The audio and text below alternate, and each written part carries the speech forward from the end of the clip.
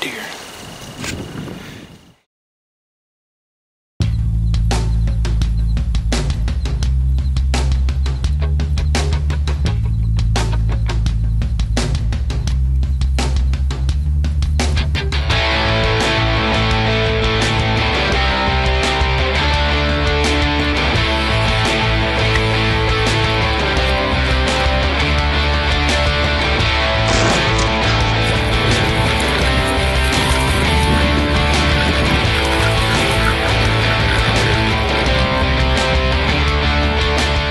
After shooting the small one, it runs around, actually runs and lays down right under me, under the tree.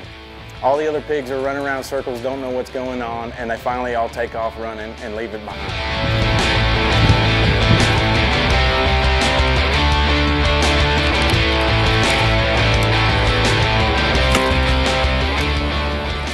Shortest trekking job ever. First morning here in Llano.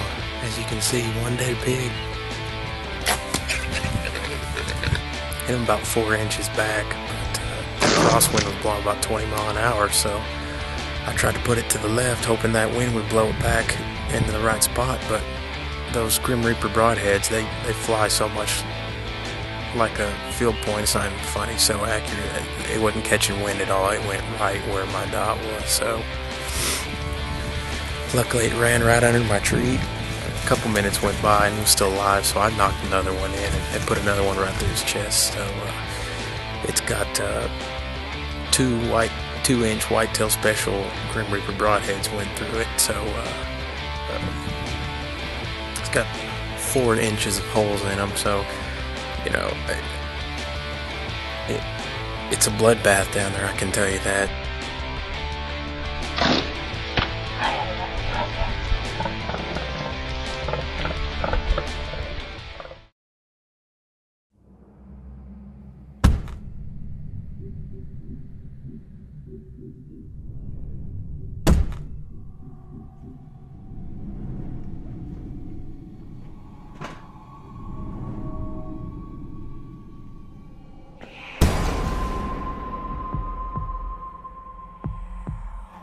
Why can't you just use the door? Grim Reaper broadheads. Watch them drop.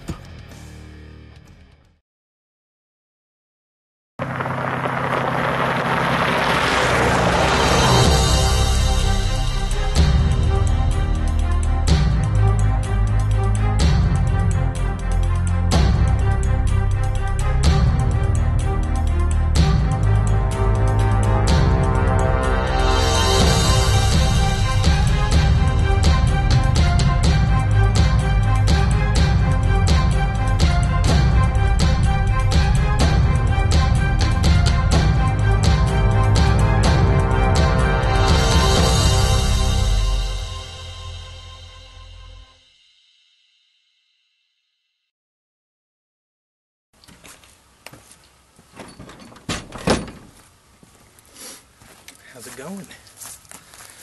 I want to take some time today. About to go out for afternoon hunt. I want to show you what I'm working with here. Got my Matthews bow. This is the rig I shoot. It's the one I hunt with every time. Start off with broadheads. Grim Reaper. Whitetail special, 2-inch. It's been doing the damage this year, so real happy with how that's performing. Also, you'll see the footage. I've got 2 different angles I'm working with this year, trying to do it all myself. Found a company, Bowfinger Archery. You'll see here, I've got it mounted to the front of my bow. Allows me to get moving shots as I'm hunting, as I'm shooting, following the deer run. Most of the time when you see someone filming themselves, they have their camera on a camera arm strapped to the tree. I do that also for the still shot and so I can talk to the camera. This allows me to have 2 different views. Last year's video, Luck Runs Out, was shot totally with a bow mounted camera. You'll also see that I'm using HD cameras this year, so very excited to see how this is going to turn out. Again, True Glow sights is something I've used my entire life. Thank you, True Glow. Love the products, love using them, always have, always will. Got a nice pig. Had several shots on some does, just didn't want to take them. We'll let you know what happens for the harvest coming up.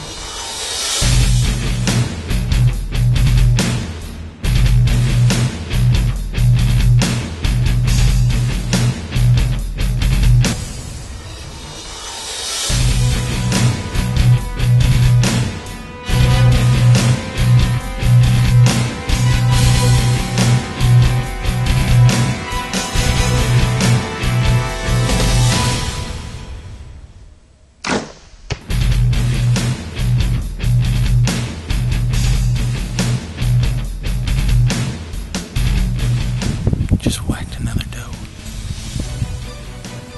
That's my last doe tag I can use. Still really, it's only 5:30. I hit her a little far back.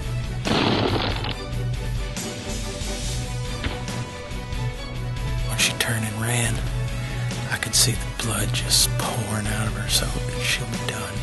So I watched her drop right behind a big oak tree, so Reaper Whitetail Specials 2-inch did the work. I'm gonna wait till dark. Still got an hour and a half before dark, so. Alright, we got down out of the stand. Got back, got everything ready to go. Watched her drop. She's probably 50 yards from the stand, so I'm gonna go recover her, get some pictures, get her gutted, head to Eastland with MJ. Let's go find her.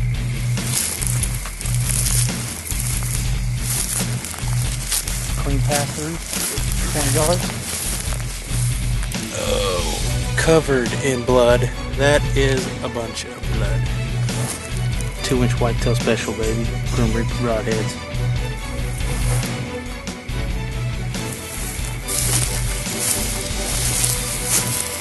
That is the exit. You see, I've hit her far back. I was just trying to center punch her right there. She was walking this way. I didn't lead her enough. I should have led her right here. Instead, I was leading her right here. She took 2 steps when that arrow. One thing about Grim Reaper broadheads, 2-inch whitetail special, they make a bad shot a good shot.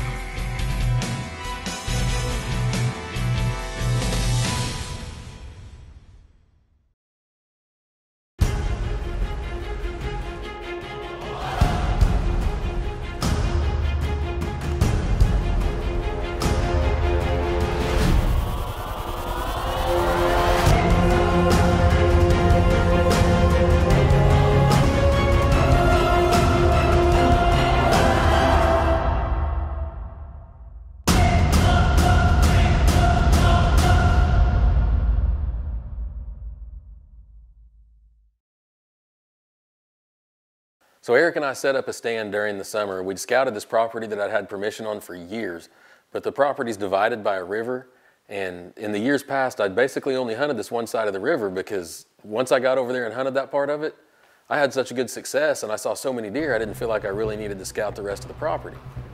Eric and I came in during the summer and hung some trail cameras and we scouted it.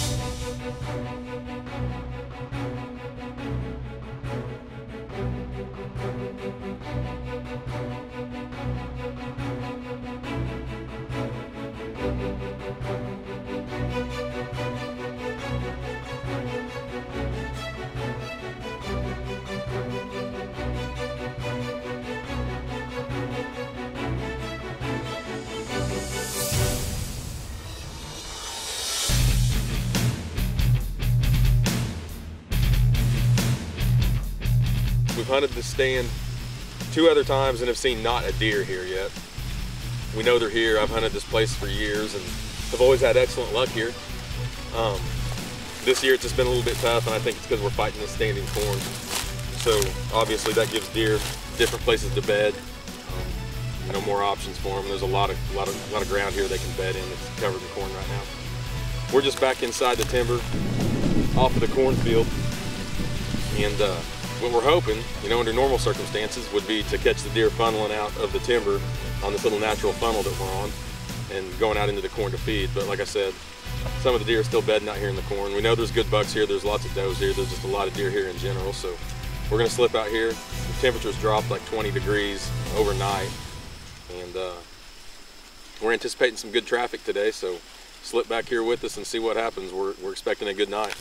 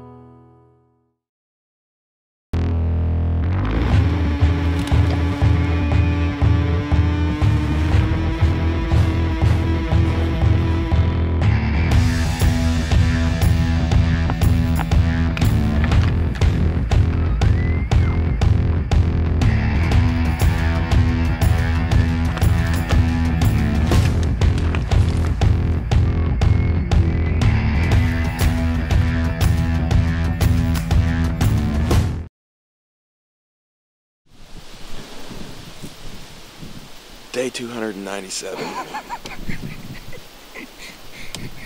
Hungry, thirsty, and I'm tired.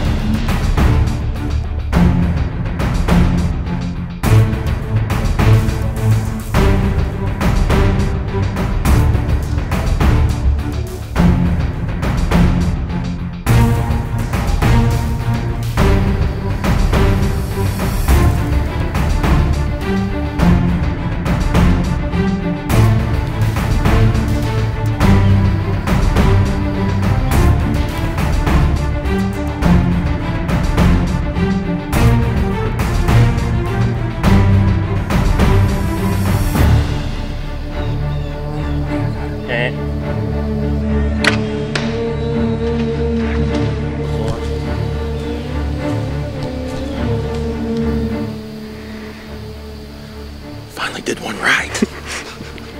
Where'd you hit that deer at? I haven't seen that before. 12 ringed her. I haven't seen that before. I forgot what it looked like. She absolutely read the script. Came off the cornfield, walked down the funnel, followed the pond dam around, 20-yard shot right here in front of the tree stand, smoked her. She's dead 35 yards from the tree. Didn't even make any noise. She won't go far.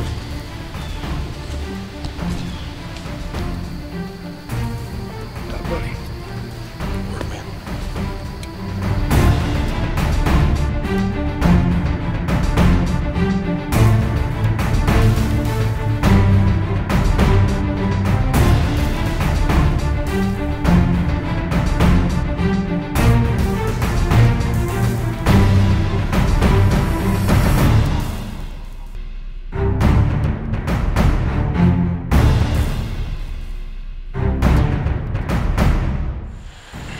Well, October 11th, we came out this morning hoping that this cornfield would be cut. We've been fighting it all season. The deer have been bedding in the corn and not filtering their way back into the timber like we'd wanted them to do. We got here this morning and they had actually started cutting the field yesterday. And saw a decent little buck this morning, a 2-year-old, not the kind of deer we're here to shoot. But we had a doe tag in our pocket and she came waltzing up the trail and gave us a perfect 18-yard broadside shot. And couldn't really pass it up. Late October, they're finally cutting the corn, and we'd kind of been blaming it on deer just staying in the corn is why we weren't seeing deer. They're out there cutting the corn, combine's driving around, here comes a doe. No bucks, I haven't shot a deer yet. There's no backstrap in the freezer, and I've got coals waiting to be grilled, so had to let her have one.